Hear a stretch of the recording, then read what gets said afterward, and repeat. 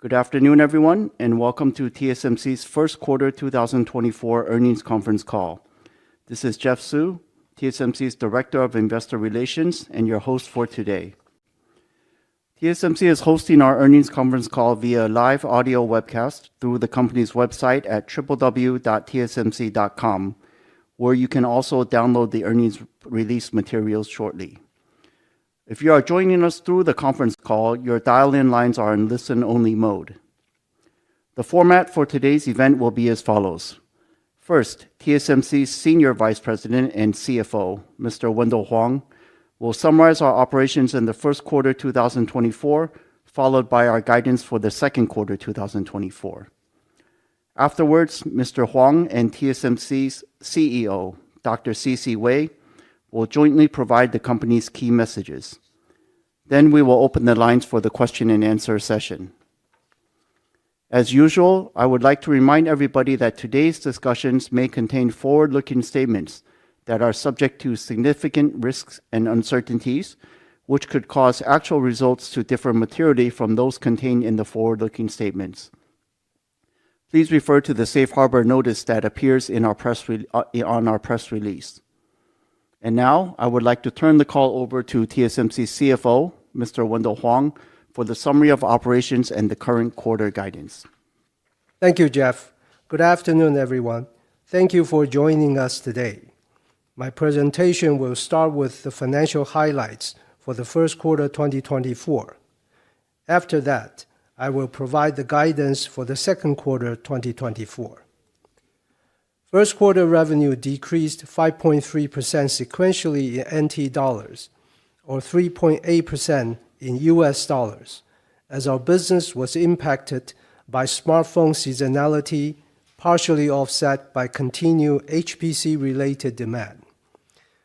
Gross margin increased 0.1 percentage points sequentially to 53.1%, mainly reflecting product mix changes due to smartphone seasonality, partially offset by a less favorable foreign exchange rate. Total operating expenses accounted for 11.1% of net revenue, which is lower than the 12% implied in our first quarter guidance, mainly due to tighter expense controls. Thus, operating margin increased 0.4 percentage points sequentially to 42%. Overall, our first quarter EPS was 8.7 NT dollars, and ROE was 25.4%. Now, let's move on to revenue by technology. 3nm process technology contributed 9% of wafer revenue in the first quarter, whilst 5nm and 7nm accounted for 37% and 19% respectively. Advanced technologies, defined as 7nm and below, accounted for 65% of wafer revenue.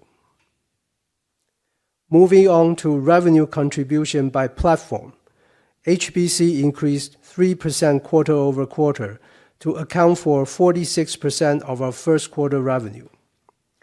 Smartphone decreased 16% to account for 38%. IoT increased 5% to account for 6%. Automotive remained flat and accounted for 6%, and DCE increased 33% to account for 2%. Moving on to the balance sheet. We ended the first quarter with cash and marketable securities of 1.9 trillion NT, or $60 billion. On the liabilities side, current liabilities increased by 113 billion NT, mainly due to the increase of 140 billion in accrued liabilities and others, partially offset by the decrease of 44 billion in accounts payable. The increase in accrued liabilities and others was mainly due to the reclassification of the temporary receipts from customers from long-term liabilities. Our financial ratios, accounts receivable turnover days remain at 31 days, while days of inventory increased 5 days to 90 days, primarily due to ramp of 3-nanometer technologies. Regarding cash flow and CapEx, during the first quarter, we generated about 436 billion NT in cash from operations, spent 181 billion in CapEx, and distributed 78 billion for second quarter 2023 cash dividend. In addition, we raised 23 billion NT in cash from bond issuances. Overall, our cash balance increased 233 billion NT to 1.7 trillion at the end of the quarter. In US dollar terms, our first quarter capital expenditures totaled $5.77 billion. I have finished my financial summary. Now, let's turn to our current quarter guidance. We expect our business to be supported by strong demand for our industry-leading 3-nanometer and 5-nanometer technologies, partially offset by continued smartphone seasonality.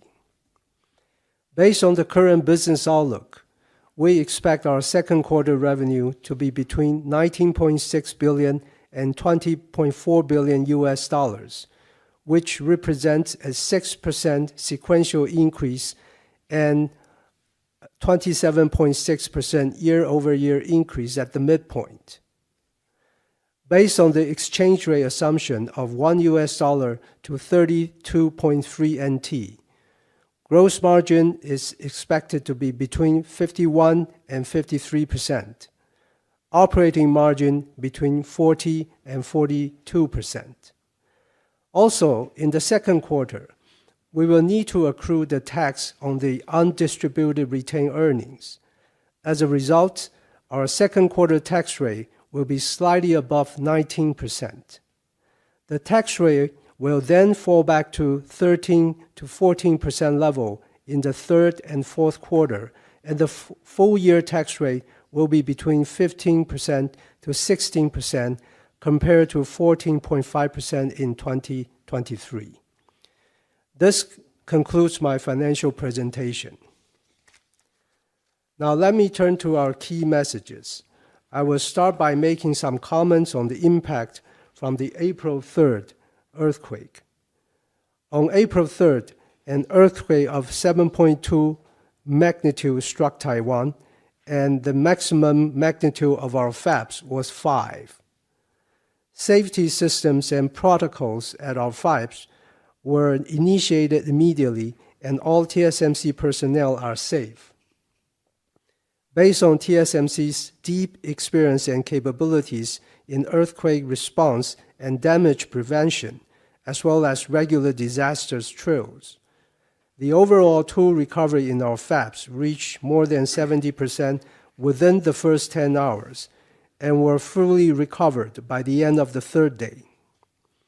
There were no power outages, no structural damage to our fabs, and there's no damage to our critical tools, including all of our EUV lithography tools.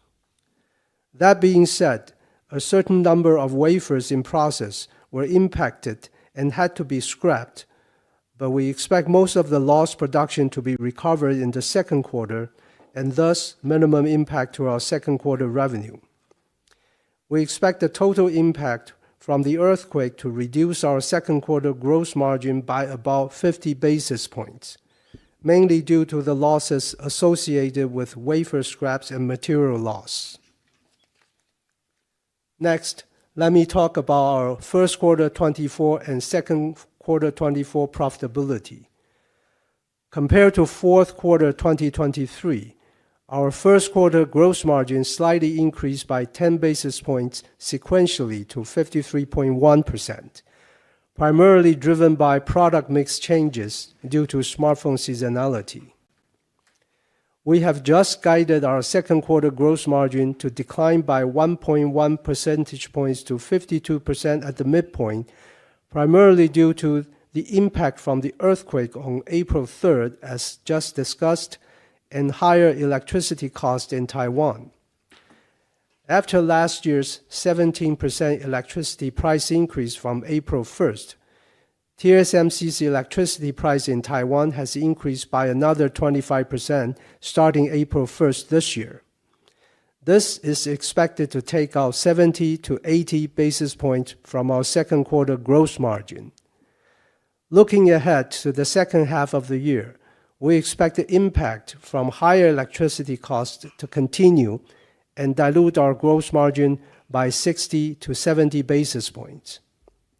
We also expect the higher electricity cost to indirectly lead to higher materials, chemical, and gases, and other variable costs. In addition, we expect our overall business in the second quarter of the year to be stronger than the first half, and the revenue contribution from 3-nanometer technologies is expected to increase as well, which will dilute our gross margin by 3 to 4 percentage points in second half of 24, as compared to 2 to 3 percentage points in first half of 24. Finally, as we have said before, we have a strategy to convert some 5-nanometer tools to support 3-nanometer capacity, given the strong multi-year demand. We expect this conversion to dilute our gross margin by about 1 to 2 percentage points in the second half of 2024. To manage our profitability in second half 2024, we will work diligently on internal cost improvement efforts while continuing to sell our value. Longer term, excluding the impact of foreign exchange rate and considering our global manufacturing footprint expansion plans, we continue to forecast a long-term gross margins of 53% and higher is achievable. Okay, sorry to interrupt, Wendell, because we have been informed that some of the audience are having difficulty linking through the website to the call. So let's pause a few minutes and we'll continue once we've resolved the IT issue. Thank you, everyone, for your patience.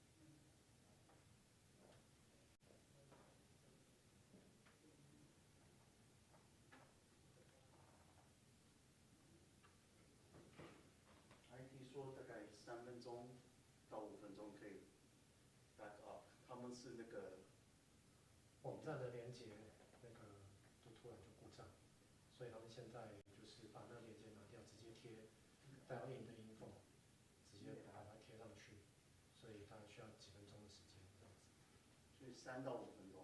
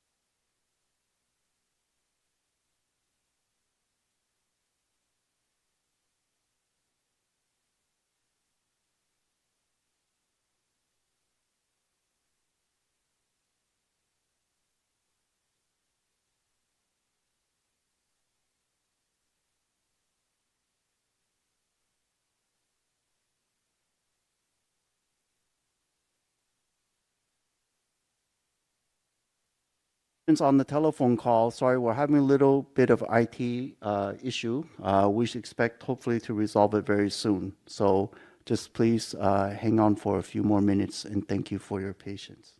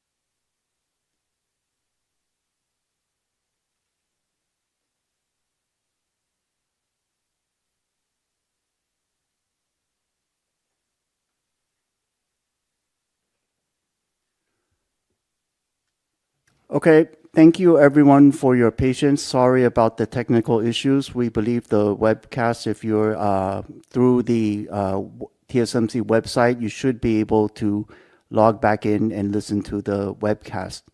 For those of you on the line or having difficulty with the telephone, I think try the webcast first, and the telephone line should be available shortly. Again, sorry for the inconvenience, and thank you for the patience. In light of the fact that we had these technical issues, I think we'll restart with Wendell Huang, our CFO, to give our guidance, and then we will go into our prepared remarks. Thank you.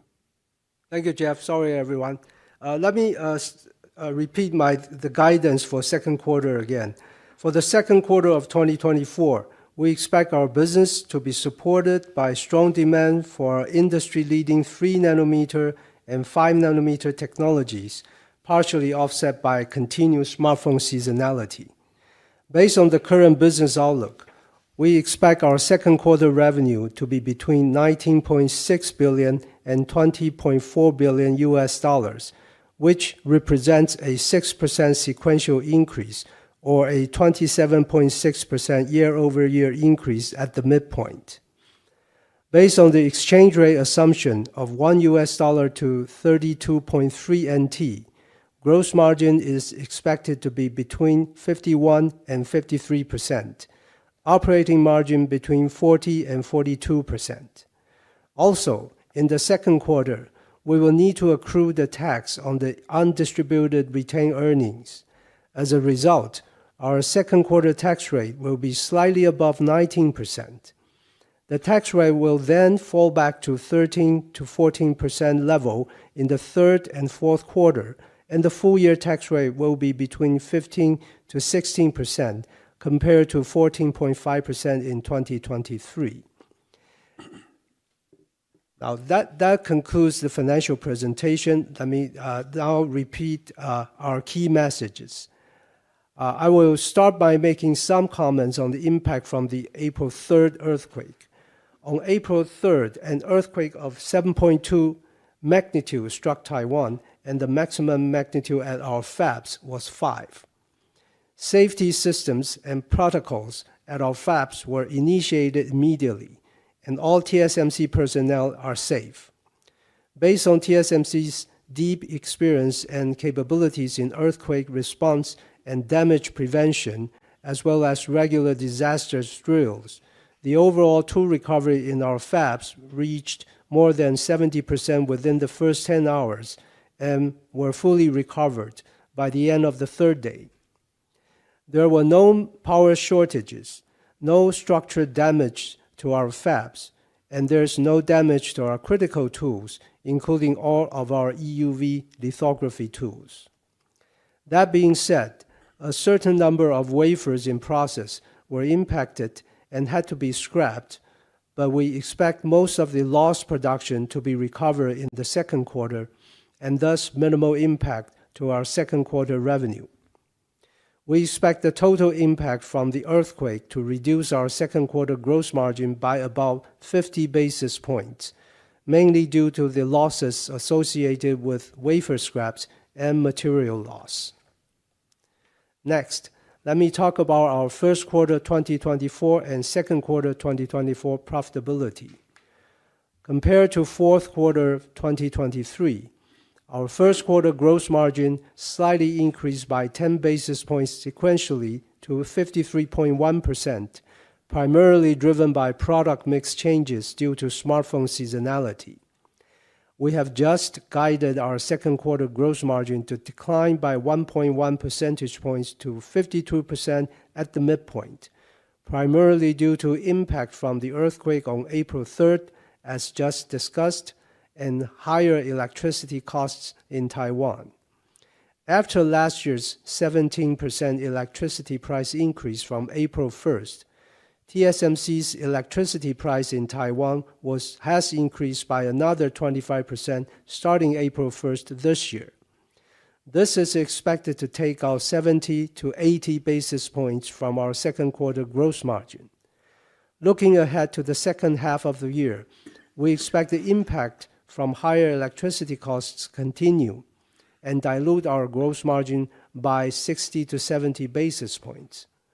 We also expect the higher electricity costs to indirectly lead to higher materials, chemicals, and gases, and other variable costs. In addition, we expect our overall business in the second half of the year to be stronger than the first half, and revenue contribution from 3nm technologies is expected to increase as well, which will dilute our gross margin by 3 to 4 percentage points in second half 24 as compared to 2 to 3 percentage points in first half of 24. Finally, as we have said before, we have a strategy to convert some 5nm tools to support 3nm capacity given the strong multi-year demand. We expect this conversion to dilute our gross margin by about 1 to 2 percentage points in second half of 2024. To manage our profitability in second half of 24, we will work diligently on internal cost improvement efforts while continuing to sell our value. Longer term, excluding the impact of foreign exchange rate and considering our global manufacturing footprint expansion plans, we continue to forecast a long-term gross margin of 53% and higher is achievable. Finally, let me talk about our 2024 capital budget. Every year, our CapEx is spent in anticipation of the growth that will follow in future years. Our CapEx and capacity planning is always based on the long-term market demand profile. We reiterate our 2024 capital budget is expected to be between $28 billion and $32 billion as we continue to invest to support customers' growth. Out of the 28 to 32 billion CapEx for 2024, between 70 and 80% of the capital budget will be allocated for advanced process technologies. About 10 to 20% will be spent for specialty technologies, and about 10% will be spent for advanced packaging, testing, mask making, and others. Now let me turn the microphone over to CC. Thank you, Wendell. Good afternoon, everyone. Before I start, I would like to take a moment and make a few remarks. On April 3rd, TSMC experienced a major scale earthquake of 7.2 magnitude. Our deepest sympathies and heart go out to all those who are affected by this tragedy. I also want to recognize and deeply thank all of our employees and our suppliers for their dedication and hard effort during this time. Although it was the largest earthquake in Taiwan in the last 25 years, we worked together tirelessly and were able to resume full operation at all our fabs within 3 days with minimal disruptions, demonstrating the resilience of our operation in Taiwan. Lastly, I would also like to extend our great appreciation to our customers for their understanding and support as we work to recover the lost production during the second quarter. Now let me start my prepared remarks with our near-term demand outlook. We concluded our first quarter with revenue of $18.9 billion, slightly above our guidance in US dollar terms. Our business in the first quarter was impacted by smartphone seasonality, partially offset by continued HPC-related demand. Moving into second quarter 2024, we expect our business to be supported by strong demand for our industry-leading 3nm and 5nm technologies, partially offset by continued smartphone seasonality. Looking at the full year 2024, macroeconomic and geopolitical uncertainty persists, potentially further weighing on consumer sentiment and end market demand. We thus expect the overall semiconductor market, excluding memory, to experience a more mild and gradual recovery in 2024. We lower our forecast for the 2024 overall semiconductor market, excluding memory, to increase by approximately 10% year over year, while foundry industry growth is now forecast to be mid to high teens %. Both are coming off the steep inventory correction and low base of 2023. Having said that, we continue to expect 2024 to be a healthy growth year for TSMC.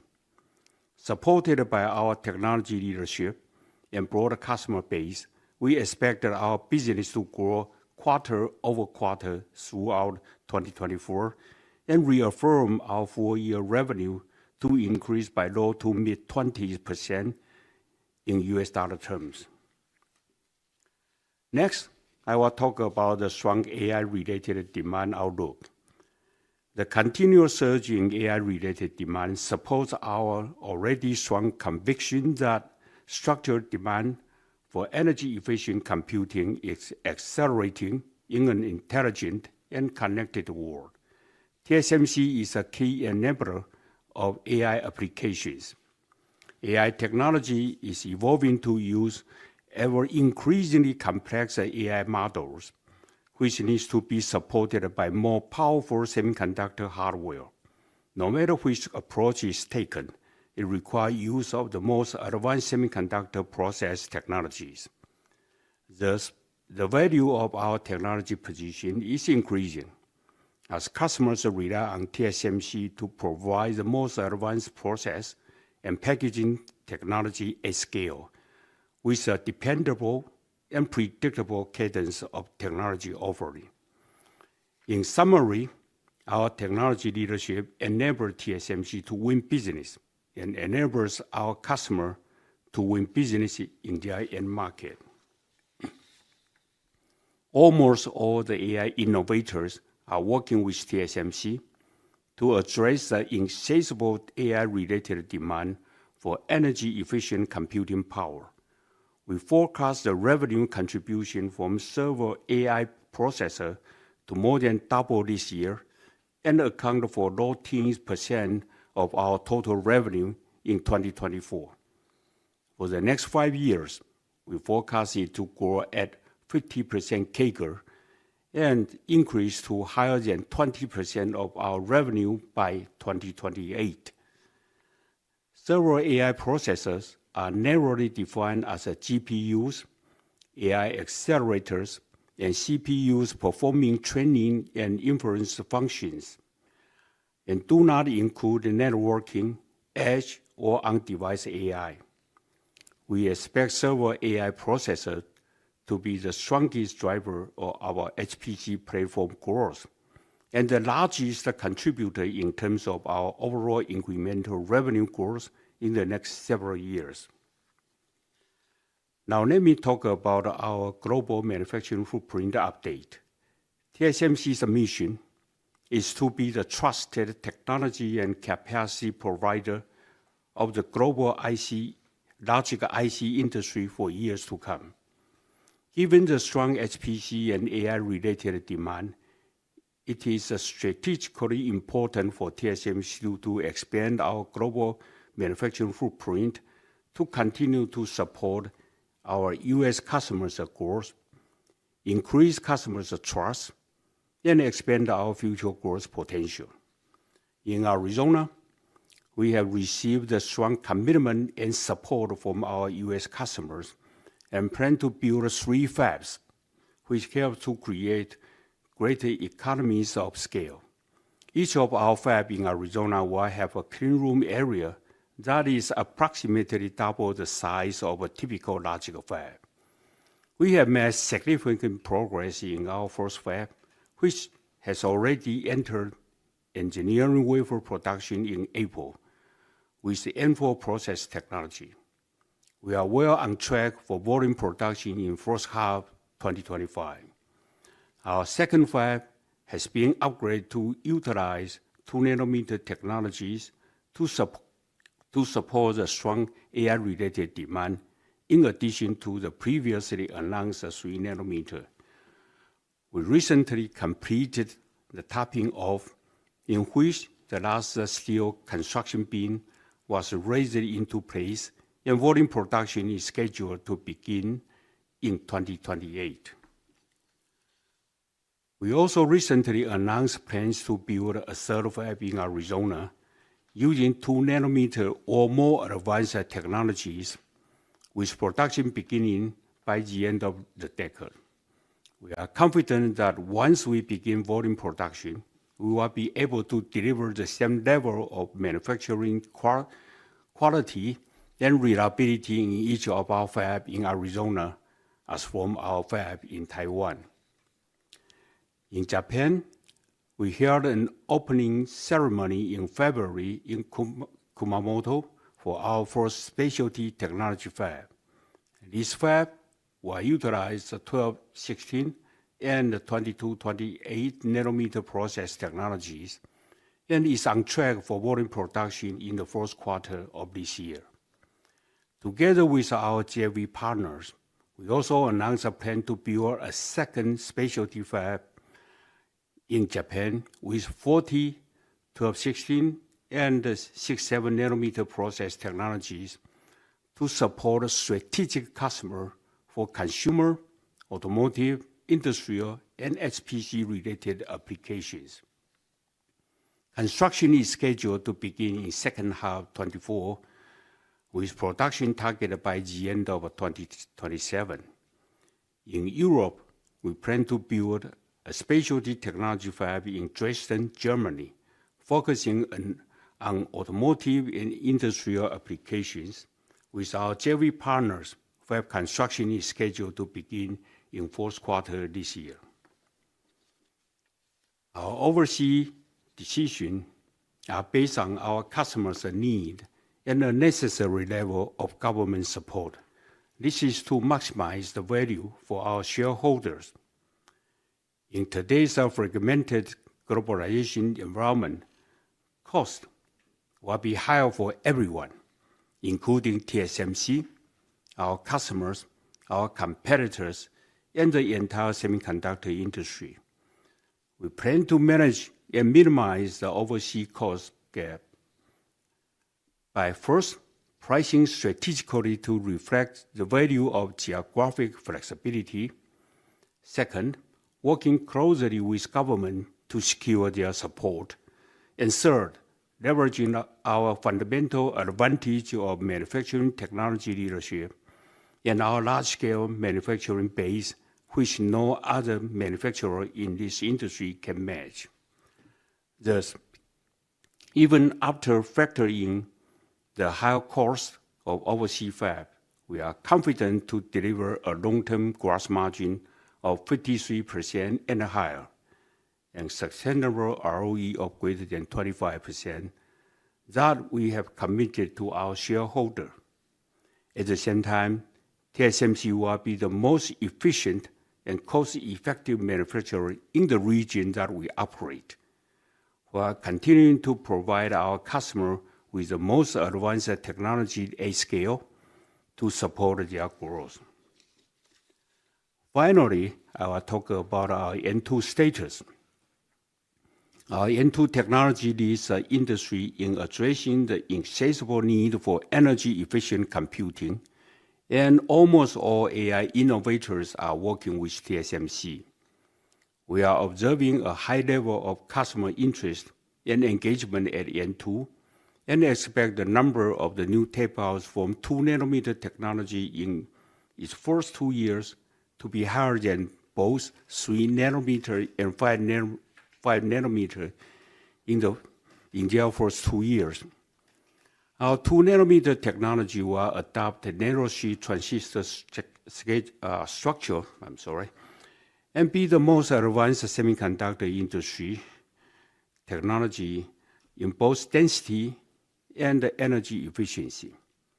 N2 technology development is progressing well, with device performance and yield on track or ahead of plan. N2 is on track for volume production in 2025, with a ramp profile similar to N3. With our strategy of continuous enhancement, N2 and its derivative will further extend our technology leadership position and enable TSMC to capture the AI-related growth opportunities well into future. This concludes our key message. And thank you for your attention. Okay, thank you, CC. This concludes our prepared remarks. Again, thank you everyone for your patience. Before we begin the Q&A session, I would like to remind everybody to please limit your questions to 2 at a time to allow all the participants an opportunity to ask their questions. Should you wish to raise your question in Chinese, I will translate it to English before our management answers your question.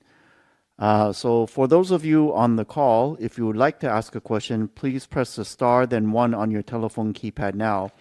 And if at any time you'd like to remove yourself from the questioning queue, please press star and then 2. So now let's begin the Q&A session. Operator, can we please proceed with the first caller on the line? Thank you. Yes, the first one to ask questions is Gokul Hariharan, JP Morgan. Yeah, hi, good afternoon, and thanks for taking my question. My first questions are on demand. CC, you kind of reduced the expectation for the overall semiconductor industry growth. Could you talk a little bit about where is the area where you have seen that slower pickup in demand?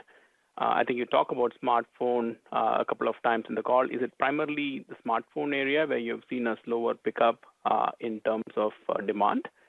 And previously, a couple of quarters back, you talked about cannibalization or decline in regular data center demand due to the crowding out of AI and being a drag for TSMC.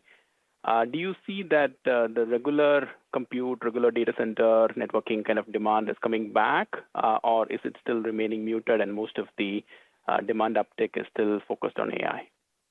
Okay, so Gokul, thank you. So Gokul's first question is a little bit 2 parts. So he notes that we have lowered our overall semiconductor ex-memory growth forecast for this year to approximately 10% and foundry now to mid to high teens.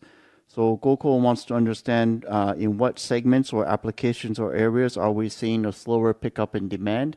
And then also in terms of specifically AI versus traditional servers, how are we seeing that demand shape out and what is the impact to TSMC? Is that generally correct, Gokul?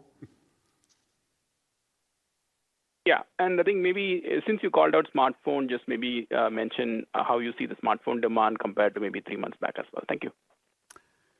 Well, Gokul, this is CC Wei. Let me answer your questions and some of your comment also. Yes, smartphone end market demand is seeing gradual recovery, but not a steep recovery, of course. PC has been bottomed out and the recovery is slower. However, AI-related data center demand is very, very strong.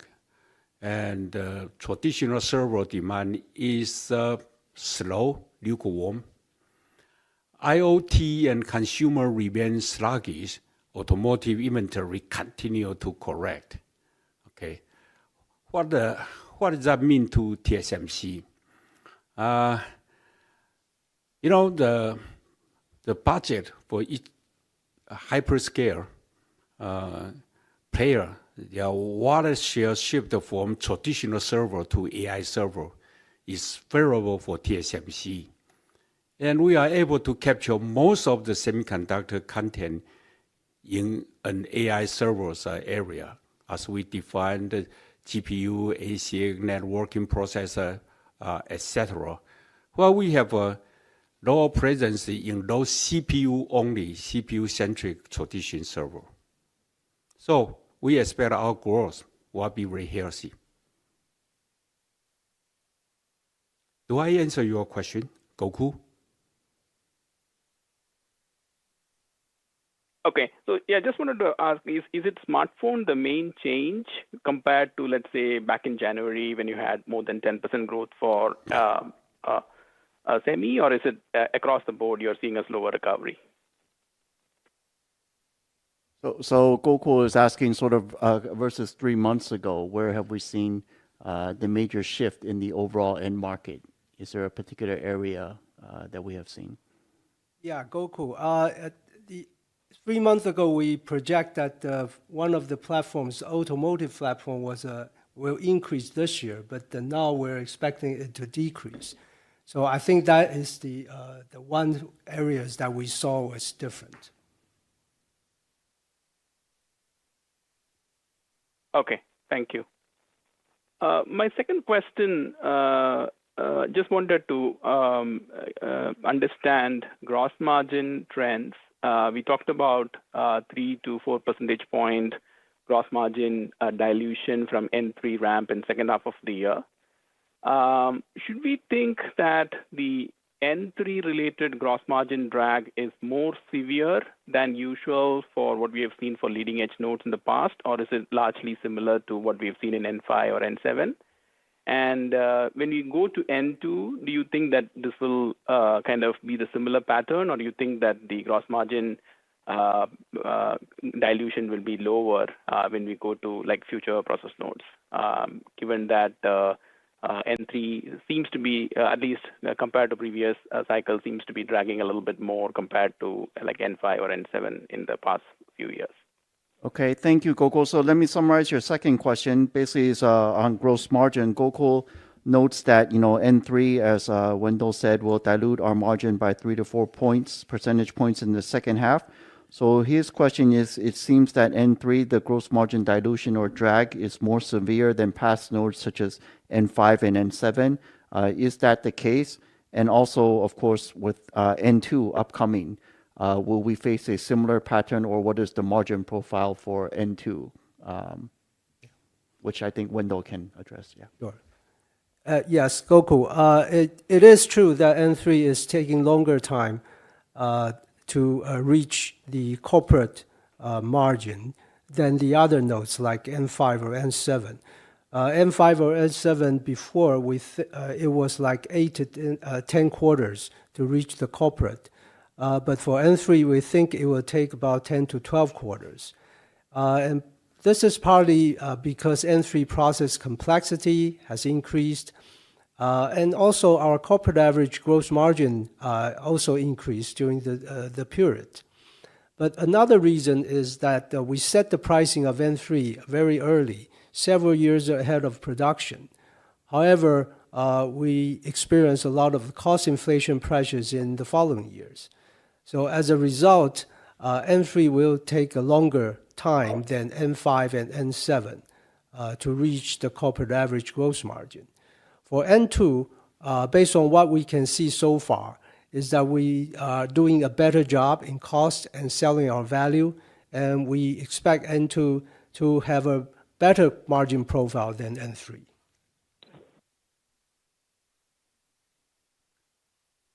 Okay, that's very clear. Thank you. Thank you. Okay, thank you, Gokul. Operator, can we move on to the next participant, please? The next one to ask question, Brett Simpson, Arete. Yeah, thanks very much. I had a question on the AI returns at TSMC. So I think it's clear that AI is producing a large profit pool at your customers, and the HBM is also driving supernormal returns for memory players. So my question is, does TSMC believe they're getting their fair share of the returns in the AI value chain today?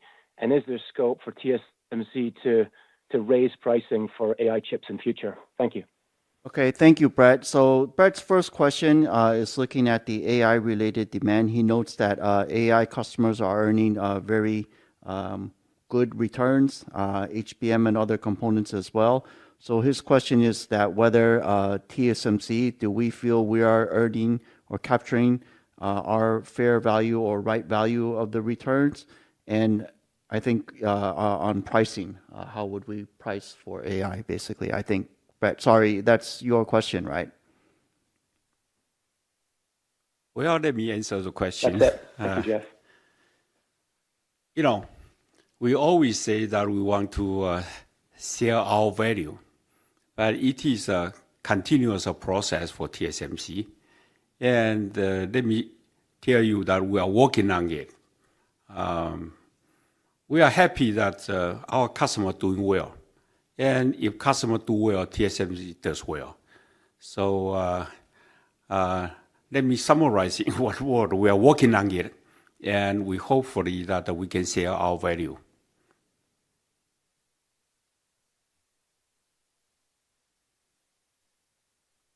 Brett, Thank you, yeah. UCC. For my follow-up question, I wanted. Yeah, that's great, Jeff. Thank you. Thanks, CC. And my follow-up question was on the lagging edge nodes at TSMC. And looking at Q1 sales for 12 nanometer and above, your overall revenues for these nodes collectively was off 20% year on year, and it's only 35% of your overall sales. Can you maybe share with us whether you see a recovery at all this year at these nodes? And we're seeing a lot of government support in building out new fabs in the US and China around lagging edge nodes. So are you concerned at all about structural overcapacity for the older nodes this cycle? Thank you. Okay, thank you, Brett. So Brett's second question is more on the mature nodes. He notes that the demand for our mature nodes, 12 nanometer and older, are down year over year. So he wonders sort of what is the outlook for the recovery of mature nodes in the second half of the year. I think that's the first part of his question. Okay, Brett, let me answer this question. First, the mature node demand remains sluggish because of, as we just announced it, that the whole semiconductor industry is gradually recover, but not fast enough. So we expect to gradually improve in the second half of 2024. As you mentioned, that do we have a concern on the overcapacity because of some of the companies, they continue to build a lot of mature node capacity. For us, actually, our strategy at a mature node is work closely with our strategic customer to develop specialty technology solution to meet their requirement. And we create a differentiated and long-lasting value to customer. So we have less exposed to this possible overcapacity environment. And we believe that our utilization and profitability on mature node can be well protected. Does that answer your second question, Brett? That's clear. Thank you. Okay, thank you, Brett. Yeah, that's great. Thank you, Jeff. All right, thanks, man. Operator, can we move on to the next participant, please? Next one, we have Randy Abrams, UBS. Yes, I am. Thank you. I wanted to ask a question following up on CC's comment about a ramp profile similar to 3 nanometer for 2 nanometer. Could you clarify for the timing of the meaningful revenue ramp for that node? Is the expectation that would be starting early 2026 and ramping up steep through 2026, or any potential to pull that in? And then just a second question on that is, you noted the tape outs are higher. Would there be potential with higher tape outs than 3 and 5 for either steeper or it ramps to be larger than the prior nodes once underway or looking out a couple years? Okay, so Randy's first question is around 2 nanometer. So his first question is to CC with that we said that the N2 ramp profile will be similar to N3. We also said, of course, the production begins in 2025. So his question partly is, when do we expect to see the revenue contribution, meaningful revenue contribution from N2? And then also that with N2, the tape outs being higher, what is the multi-year opportunity or contribution from N2, maybe in terms of the revenue as compared to N3 or other nodes? Well, Randy, the N2's ramp profile we say is very similar to N3 because of look at it, the cycle time. We started N2 production in the second half of 2025, actually in the last quarter of 2025. And because of the cycle time and all the kind of back-end process.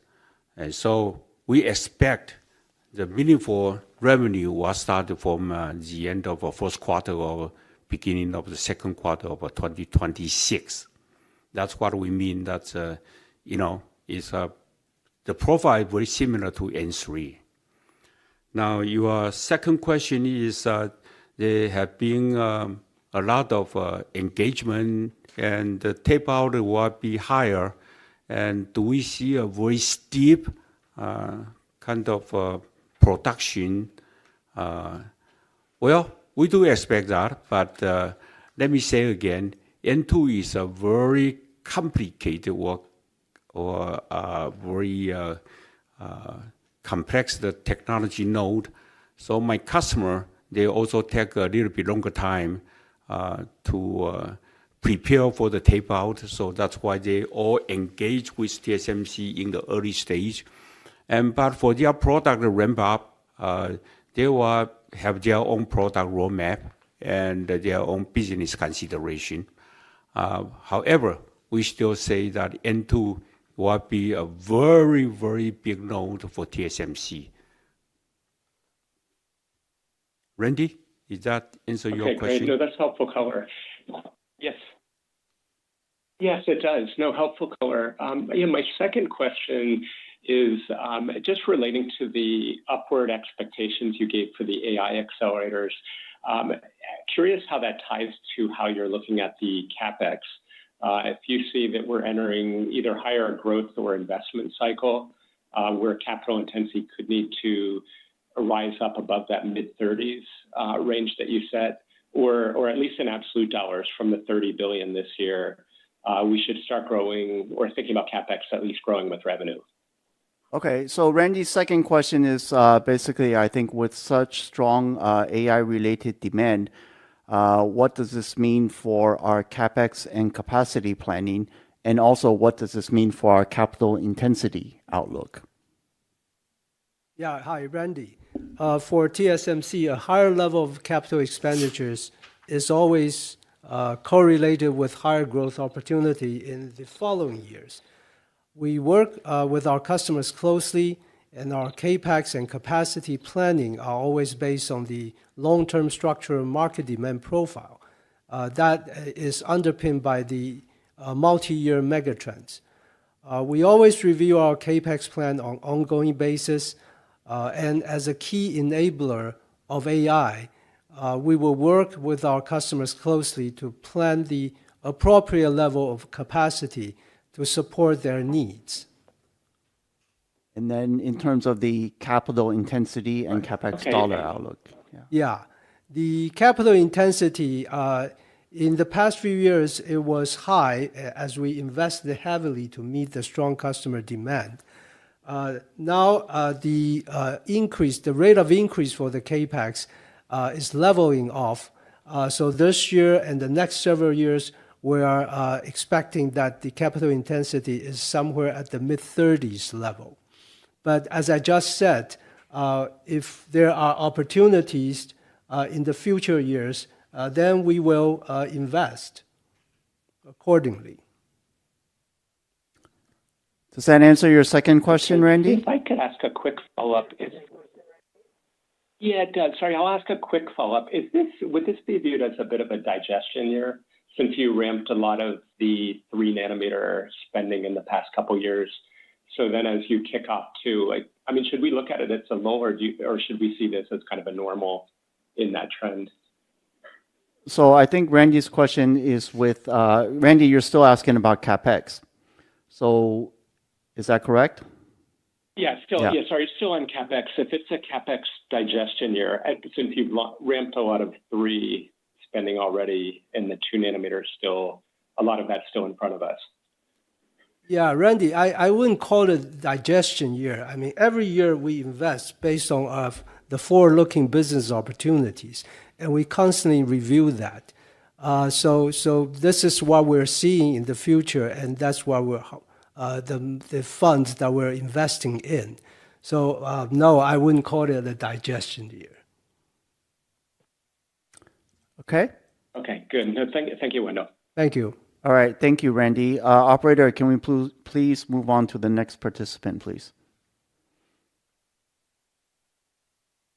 Next on to ask questions, Charlie Chan from Morgan Stanley. Hi, CC, Wendell, Jeff. Good afternoon. Thanks for taking my question.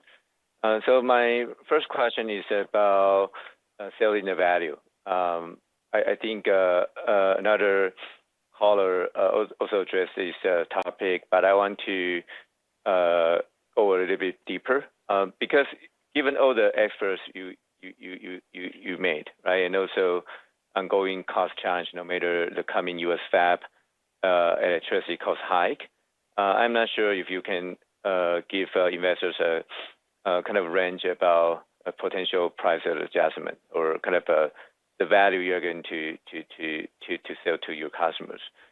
Based on our back testing, I think based on your revenue and shipments in 2022 and 2023, we calculate your price hike could be around 10% in 2022 and price hike 5% in 2023. So CC, I'm not sure whether you're planning to hike price in this kind of range of magnitude for 2025, so we can be comfortable you can achieve the 53% gross margin in 2025. Thank you. Okay, so Charlie's first question is about TSMC's pricing strategy. He notes that TSMC, of course, makes a lot of efforts to deliver technology leadership and manufacturing excellence to our customers, but we also face a lot of cost challenges, whether from electricity price hikes or the higher costs of overseas fabs. So his question is, number one, I guess, what is our intention about pricing strategy to sell our value? And then number two, he would like to know what percentage range, if any. Okay, Charlie, this is CC Wei. First, I would like to emphasize again this kind of a pricing strategy is very confidential and it totally between TSMC and the customer. However, let me explain a little bit.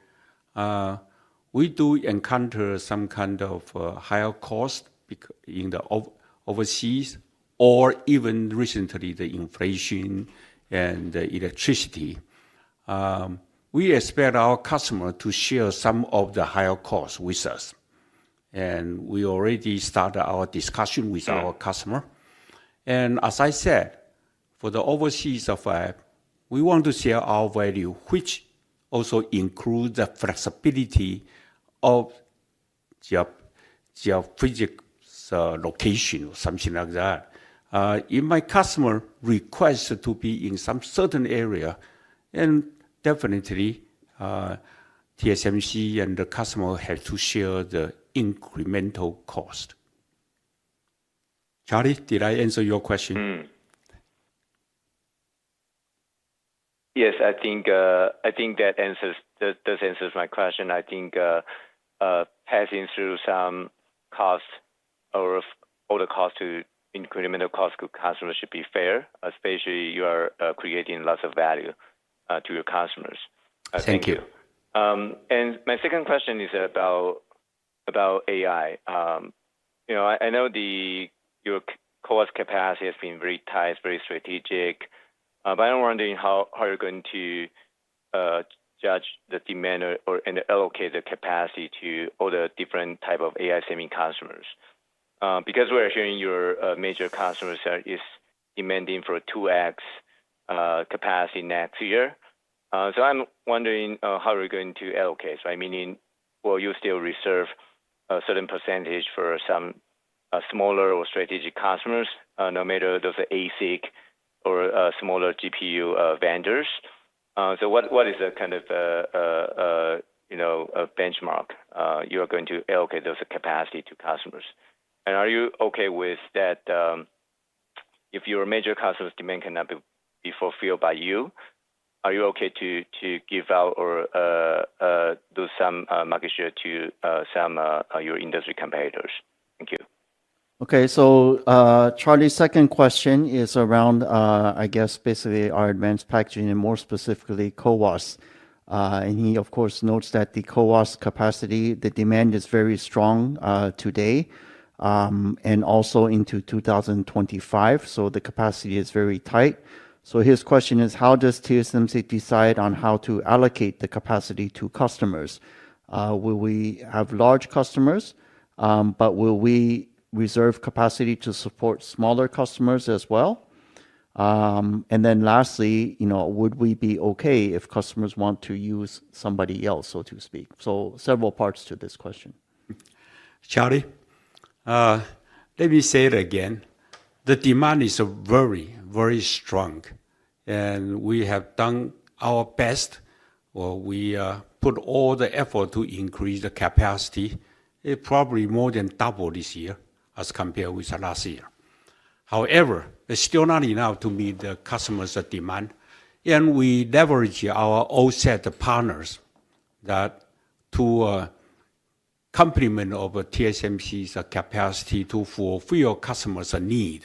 Still not enough, of course, but in my mind, my first priority is to make our customer to be successful, no matter which one.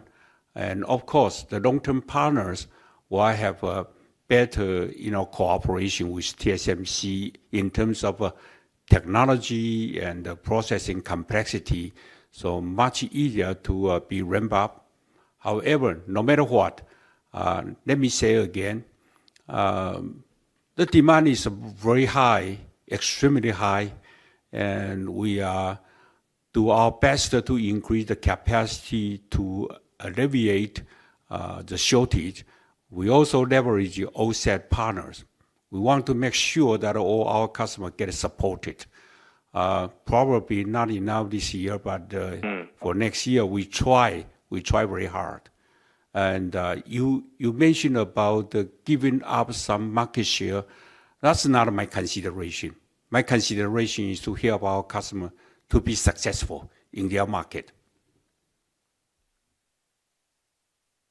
I see. So since your major customer said there's no room for other type of AI computing chips, but it seems like TSMC is happy to assist some smaller customers, right? So is that the right interpretation about your comments? Yes. Yeah. CC said all customers. Okay, thank you. Yeah. Thank you, Charlie. Okay. Thank you, Charlie. Operator, can we move on? Yeah, thanks. Operator, can we move on to the next participant, please? Next one to ask questions, Bruce Lu from Goldman Sachs. Hi, thank you for taking my questions. So I think, the question is coming back to AI still. I think currently most of the AI accelerators are mostly in 5 nanometers, which is N-1 compared to a smartphone for now. So when do we expect them to catch up or surpass in terms of technology node? Do we see them to be the technology driver in 2 nanometers or above? Okay, so Bruce's first question is about, again, looking at AI accelerators. He notes that in his view, they're currently at 5 nanometer now. His question is, do we expect them to catch up? How do we see AI accelerators and also maybe HPC as a whole being the driver or adopter of TSMC's most leading edge or advanced technology node? Is that correct, Bruce? Yes, that's correct. Okay, Bruce, let me answer the question. Yes, your observation is right. Today, all the AI accelerators, most of them are in the 5 or 4 nanometer technology. But my customers are working with TSMC for the next node, even for the next node. They have to move fast because, as I said, the power consumption has to be considered in the AI data center. So the energy efficient is fairly important. So our 3 nanometer is much better than the 5 nanometer. And again, it will be improved in the 2 nanometer. So all I can say is all my customers are working on this kind of trend from 4 nanometer to 3 to 2. Bruce? But if that is the case, do we see if that is the case, do we see a bigger revenue in the first 2 years of the 2 nanometers? Because in the past it's only smartphone, but in 2 nanometers it would be both smartphone and HPC customers. So Bruce is asking then, with such strong AI-related demand, should we see more revenue from 2 nanometer in its first 2 years compared to past nodes? Bruce, as we said, we believe it will be our advanced technologies will be long-lasting nodes, larger nodes, N2 than N3 or N5. So the dollar value would certainly be larger. Yeah, I think, Bruce, we're looking at these opportunities in a multi-year period. So as Wendell and CC just said, certainly with the demand that we're seeing, we do expect N2 revenue contribution to be even larger than N3, just like 3 is a larger contribution or larger node than 5, et cetera, et cetera. I see. So my second question is for dividends. We do see very strong free cash flow in the first quarter, and the capital intensity, as Wendell mentioned, is stabilizing, and we even started to pay a huge amount of return tax. So do we can we turn more aggressive in terms of dividends? The current dividend level is much lower than 70% of free cash flow in the back of envelope calculation. So can we expect to see more dividends in the coming quarters? Okay, thank you, Bruce. So Bruce's second question is on the cash dividend policy. He notes that in the first quarter we're generating very strong free cash flow. As we have said, the capital intensity is beginning to stabilize, and also that we are paying a very high retained earnings tax. So his question, I think, is, what is the outlook? Can we pay more dividends in the coming quarters, or what should investors expect? Bruce, our dividend policy is in principle to pay 70% of a free cash flow in a year as cash dividends. So I would not just look at quarterly free cash flow to make a judgment. But indeed, as we said before, now that we're harvesting the heavy investment that we did in the past few years, we expect our dividend policy to switch to steadily increasing from the sustainable in the past few years. Thank you. Okay, thank you, Bruce. Operator, can we move on to the next participant, please? Next one, we have Laura Chen from Citi. Hello. Hi. Good afternoon. Thank you for taking my question. My question is about the Edge AI. We know that CC mentioned that the smartphone and the PC recovery is still probably prolonged. Yet we are also seeing that the AI PC or AI smartphone is getting quite topical. So I'm just wondering what's TSMC's view on this kind of Edge AI device take off maybe later or 2025, and what the implication to TSMC's? That's my first question. Okay, thank you, Laura. So Laura's first question is on AI, but more specifically Edge, or what we call on-device AI. She notes that there's AI being added, to smartphones and also AI for PCs. It's quite topical. So she wants to know, how do we see this trend? More importantly, what is the implication to TSMC? Is that correct, Laura? Yes, thank you. Okay, Laura. Let me answer the question. The Edge AI or the on-device AI, the first order magnitude is the die size. With or without the AI, with the AI for neural processor inside, the die size will be increased. Okay, that's the first we observe, and it's happening. And then for the future, I would think that replacement cycle for smartphone or for those kind of a PC will be accelerated a little bit in the future, at least. It's not happening yet, but we do expect that it will happen soon.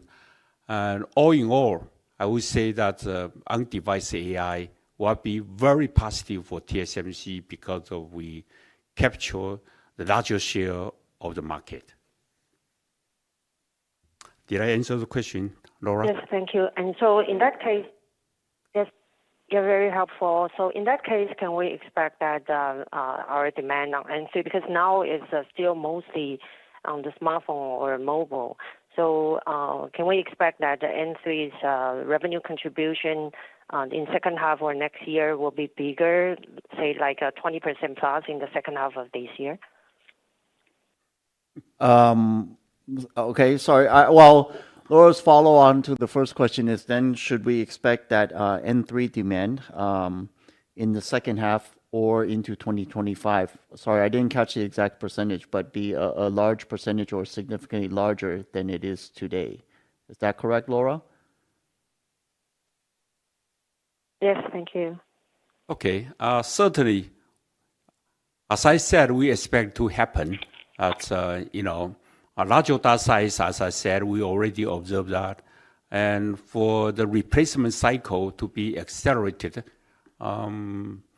will happen, but I cannot give you a definite number because of, it's too early to predict in the 2025. But it's an upward trend, no doubt about it.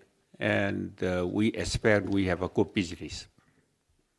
Just to follow up on CC's comments, last time we also said that this year N3 revenue will be more than triple than the revenue in the 2023. Okay, that's very clear. Thank you, CC and Wendell. My second question is about, again, advanced packaging. We know that TSMC is working on the 3D IC for many years.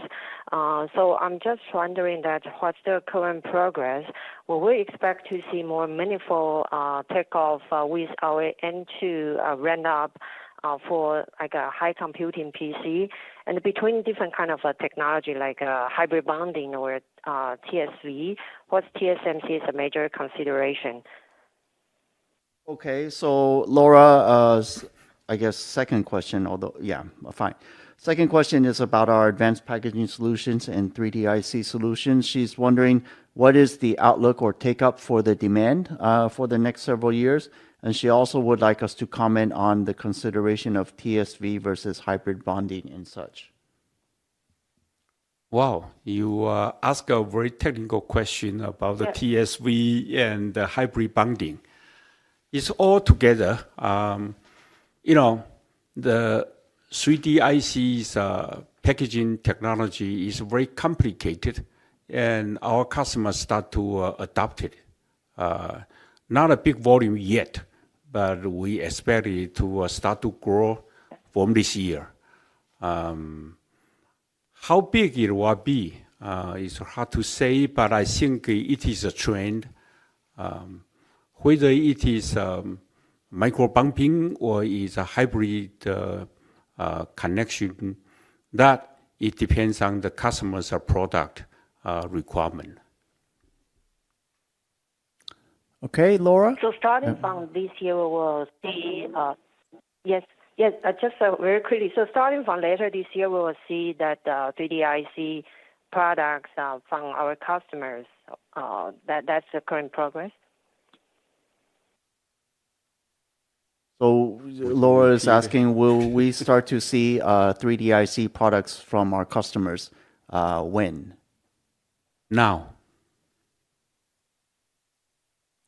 Okay, thank you. I'm sorry. I just said that, the customers start to adopt it from now, and you will expect that their product in the market soon. All right? Okay. Thank you. Thank you very much, CC. Okay. Thank you. Thank you, Laura. Okay. In the interest of time, maybe we'll take questions from the last two participants on the call. Thank you. Operator? Next one, we have Rolf Bulk from New Street Research. Yes, thank you for taking my question. Earlier on the call, you mentioned the possibility of converting some of your N5 capacity to N3.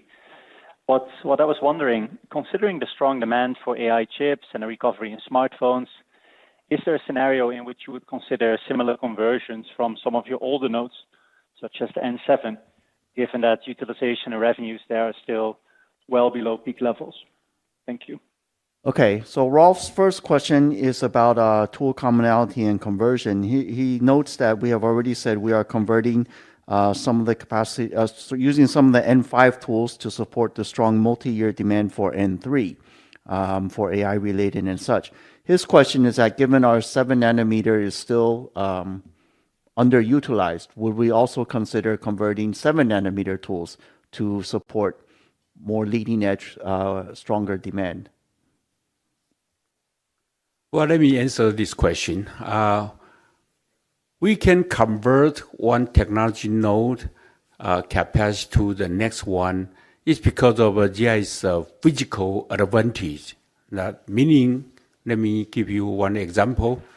3 nanometer and 5 nanometer are adjacent to each other, the fabs, and they are all connected. So it's much easier for TSMC to convert from 5 to 3. And that doesn't mean that every node can do the same. That's one. And your question about the N7 converted to N5, presumably. No, because we expect the N7 in next couple of years, it will pick up, the demand will pick up again. And it will probably repeat the same kind of experience we have in a 28 nanometer. So today, no, we don't have any solid plan to convert the N7 into N5. Okay, Rolf, does that answer your first question? Thank you. Unrelated follow-up. Sure. Yes, it does. Thank you, Jeff. An unrelated follow-up. It's a follow-up to Laura's question, actually. On SOIC, given that the technology is now being adopted more broadly, do you see a beginning of interest of your smartphone customer base to also adopt the technology? Could you comment on the likely timeline of adoption of SOIC in smartphones? Thank you. Okay, so Rolf's second question is basically going back to SOIC adoption. His question really is pretty straightforward. Do we see a timeline, or can we give a timeline for adoption of SOIC by smartphone applications? Well, let me answer the question. This HPC product is the first one. HPC customer is the first one to adopt this 3D IC or SOIC's advanced packaging technology. And on other area, let's wait and see. I cannot make any comment. We are working on it. Okay. Okay, Rolf? Yeah. Thank you very much. Okay, operator, then we will go on to the last participant, please. Thank you.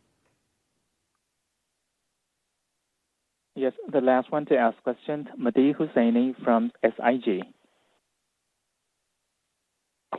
Yes, thanks for taking my question.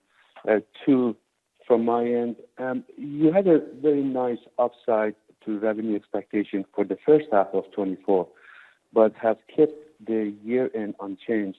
Is that a reflection of that slow recovery that you were highlighting, or would you prefer to wait to have more visibility before updating 2024 target? Okay, so Mehdi's first question is about our revenue outlook and guidance.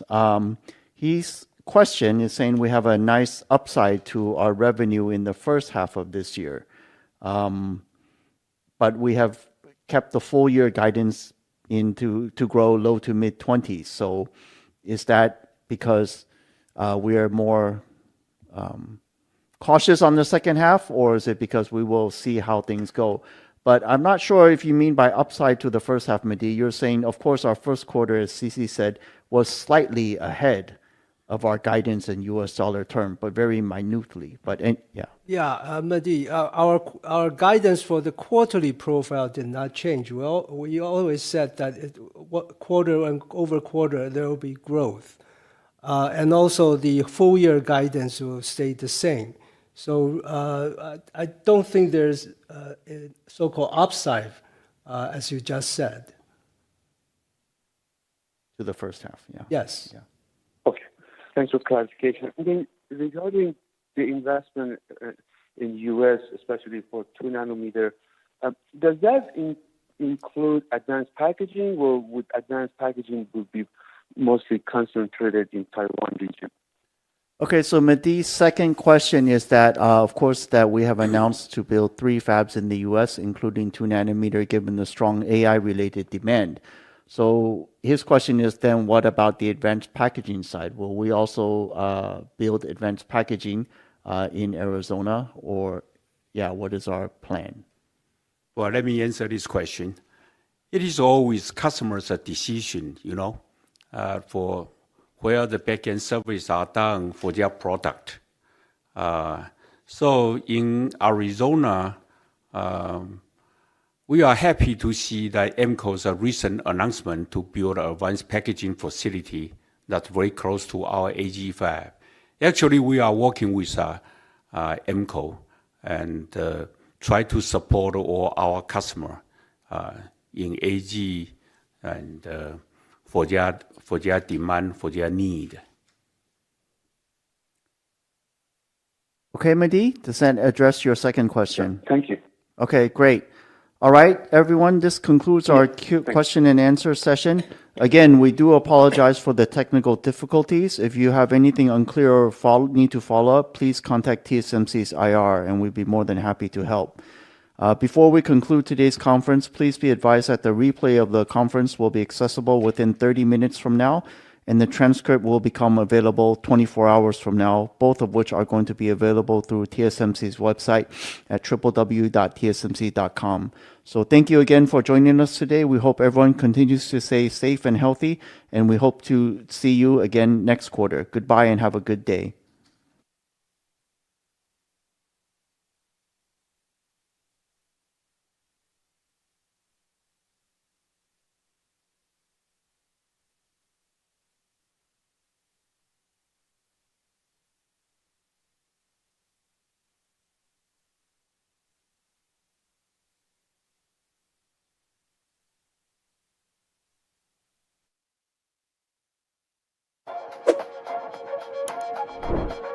万订阅大突破，台视新闻 TTVNews 感谢有你，重要直播随时掌握，时事新闻不漏接，一刀未剪，新闻看得更完整，国际重大事件 ，catch 时事最新脉动，按赞订阅，开启小铃铛。